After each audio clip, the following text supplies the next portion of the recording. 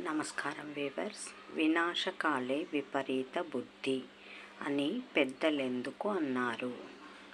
ఆ వాక్కులో అనంతమైన పురాణ జ్ఞానం ఉంది. వినాశనము దాపురించే రావణుడు సీతను ఎత్తికెళ్ళి నాశనమయ్యాడు. ద్రౌపది వస్త్రాలు లాగే కౌరవులు హతమయ్యారు. పరీక్షిత్ మహారాజు ముని మెడలో చనిపోయిన పామును వేసి ఆ చనిపోయిన పామున్న చోటికే తాను వెళ్ళిపోయాడు. దీన్ని బట్టి మనిషి చేసే ఆలోచనే ఒక్కోసారి వినాశనానికి దారి తీస్తుంది.